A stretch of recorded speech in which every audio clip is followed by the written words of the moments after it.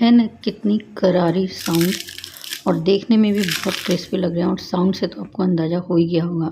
Hello friends, एक बार फिर मैं आपका स्वागत करती हूँ टेस्ट ऑफ हनी बनी में।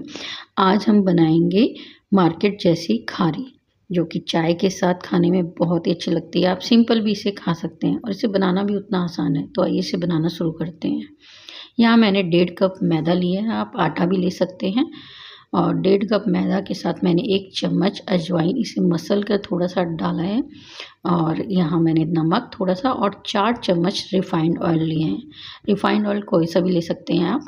अब इसको अच्छी तरह से मिक्स कर लेंगे, मतलब कि जो रिफाइंड ऑयल है मैदा के हर पार्टिकल में अच्छी तरह से मिक्स हो जाए। तो हाथों से मसल मसल के करेंगे और ये जैसे मैंने बाइंडिंग करके देखा था उस तरह से बाइंड हो रहा है, तो आपका जो रिफाइंड ऑयल डाला है वो ठीक है।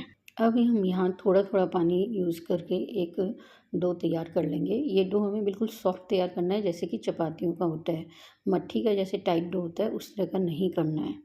तो हम इसे डो लगा लेंगे। यहाँ मैंने सिर्फ 1.5 कप मैदा में आधा कप पानी से ये डो तैयार हो गया है। अब हम इसे थोड़ा सा ग्रेसिंग करके रेस्ट के लिए रख देंगे।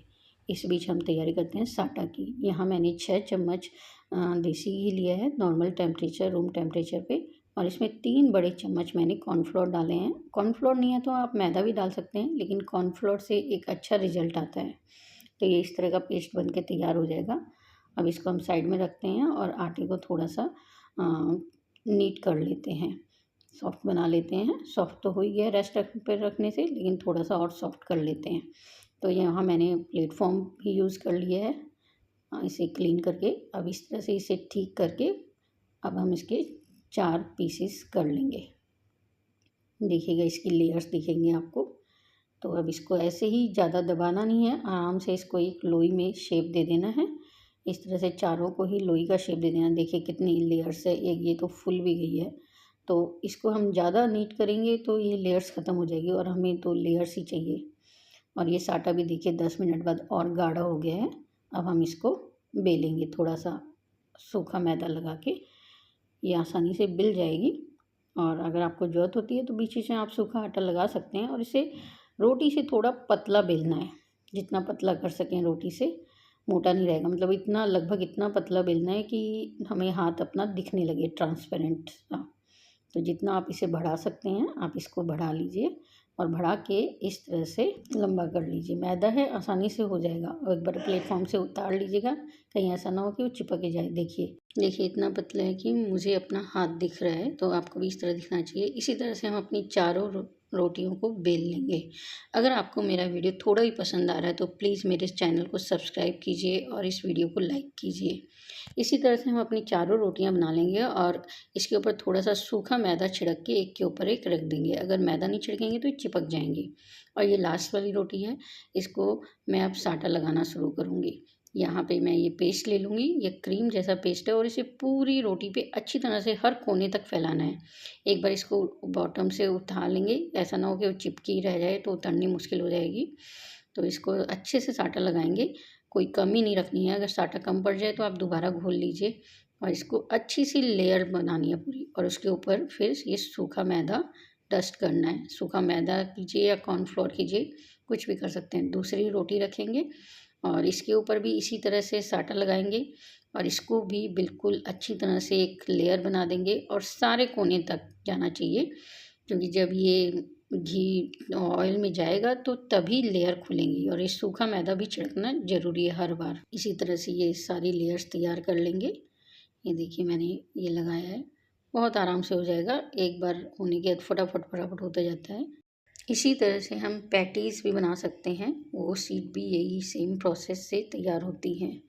इस तरह से ये चारों तैयार हो गई है, और मैंने पूरा मेरा लगभग साटा बराबर ही पड़ा, ना कमी पड़ी ना एक्स्ट्रा रहा। इस तरह से फिर इसको फोल्ड करेंगे और इसके ऊपर भी हम साटा लगाएंगे और सूखा मैदा डस्ट करेंगे।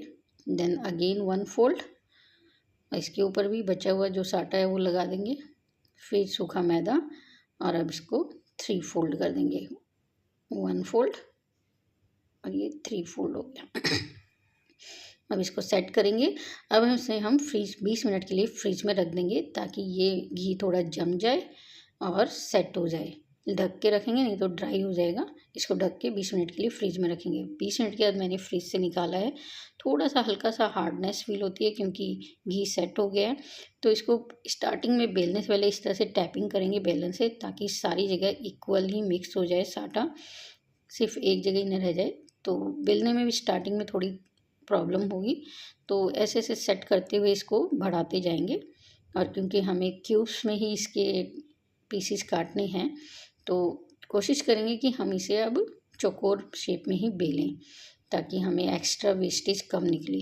देखिए ऐसे धीरे धीरे हम इसे टैप करते करते बढ़ाते जाएंगे, बढ़ जाएगा। अब इसके कॉर्नर्स निकाल देंगे, नहीं तो ये कॉर्नर्स से खुलेगा नहीं। खुलने के लिए हमें हटाने पड़ेंगे कॉर्नर्स, और जो शेप हमें चाहिए उस शेप में हम खारी जिस शेप में हमें रखनी है, जितनी लेंथ में, उस लेंथ में काट लेंगे। बहुत आराम से कट जाएगा। मैं अभी आपकी इसकी मोटाई भी दिखाऊंगी। बहुत पतला नहीं करना है और इसे ज़्यादा नहीं बेलना है प्रेशर से, बहुत हल्के हाथों से बेलना है। अगर ज़्यादा प्रेशर लगा के बेलेंगे तो इतने लेयर्स नहीं खुलेंगे, लेयर्स दब जाएंगे। देखिए इतना मोटा होना चाहिए, और लेयर्स भी शो हो रही है हल्की हल्की। देखिए कैमरा स्टेबल नहीं हो पाया ना, अदरवाइज लेयर्स भी शो हो रही है। अब इसमें हम 10 मिनट पहले ही मैंने ऑयल गर्म होने के लिए रख दिया था, और इसमें हम बिल्कुल मीडियम फ्लेम पे रहेगा ये, और बहुत ही हल्का गर्म होना चाहिए ऑयल। अब ये देखिए इसमें ये धीरे धीरे जब ऊपर आ जाएगा, इससे पहले इसको टच नहीं करना है। देखिए अब ऊपर आ गई, तो बिल्कुल किसी चीज़ की हेल्प से, हमने फॉक की हेल्प से इसको हल्के हाथों से पलट देना है। अगर इसको पहले ही किया तो ये सारी लेयर्स अंदर ही खुल जाएंगी, और बहुत कम आंच पे भी नहीं रखना है, नहीं तो लेयर्स इसमें ऑयल बहुत ज़्यादा हो जाएगा। और बिल्कुल लो फ्लेम पे ही रखना है। देखिए धीरे धीरे जैसे जैसे सिकती जाएगी लेयर्स खुलती जा रही हैं, और अभी भी लो फ्लेम पे ही रखना है। जिस तरह से मट्ठियाँ लो फ्लेम पे सेकते हैं ना, उसी तरह से स्टार्टिंग में एक बार कलर आ जाएगा, इसमें हल्का सा स्टेबल हो जाएंगी, उसके बाद हम फ्लेम को मीडियम कर लेंगे। देखिए मैंने यहाँ वीडियो फास्ट किया हुआ, अदरवाइज मैं बहुत ही स्लो स्लो इसे मूव कर रही हूँ। देखिए लेयर्स दिखाती हूँ मैं आपकी। देखिए लेयर्स खुलनी शुरू हो गई है। इस तरह से इसकी लेयर्स खुलती जाएंगी, और बहुत ही खस्ता बनती है क्योंकि हमने ऑयल का यूज़ किया है, तो खस्ता, और घी का भी यूज़ किया है साटी में, तो करारी भी रहेगी। ये देखिए कलर आना शुरू हो गया, गोल्डन कलर आ रहा है, कितना नाइस कलर। अभी भी मैं इसे फॉक से ही कर रही हूँ, क्योंकि बहुत ही सॉफ्ट होती है, बहुत आसानी से खुलने लगती है। अब मैंने झारे का यूज़ किया, देखिए इसकी लेयर्स, और कितना प्यारा कलर आया है। अब इसको हम निकाल लेंगे, क्योंकि निकालने के बाद भी कलर थोड़ा सा डार्क होगा। इस तरह से हम अपनी सारी खारी को तल लेंगे। देखिए इस कितनी अच्छी लेयर्स खुली हैं, और ये देखिए हमारी खारी तैयार हो गई है। इसमें ऑयल थोड़ा रहता है, अच्छे से झाड़ के दोनों साइड से, देखिए दूसरी साइड से भी ऑयल नहीं रिलीज हो रहे हैं। हम एक बटर पेपर पे इसको निकाल लेंगे, और ये हमारी खारी बन के तैयार। कितनी लेयर्स आई हैं इसके अंदर, और ये देखिए लेयर्स देखिए, और इतनी क्रिस्पी है। मैंने स्टार्टिंग में ही आवाज़ सुनाई थी इसकी। बहुत ही क्रिस्पी बन के तैयार हुई है, बहुत ही अच्छी।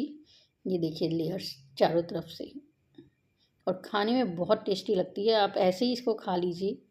देखिए इसकी साउंड एक बार फिर से सुनिए आप। मैं सेकंड टाइम इसको रोल करूँगी तो भी साउंड आएगी। देखिए इस तरह से ही, तो थोड़ा सेकने में टाइम लगेगा, लेकिन बहुत ही अच्छी बन के तैयार होती है, और मार्केट से बहुत ही कम पैसों में बन के तैयार हो जाएगी। मेरे कहने पे आप एक बार इसको बना के देखिए। मिलते हैं इसी तरह की नेक्स्ट वीडियो में, तब तक के लिए bye bye and take care. Thank you for watching this video.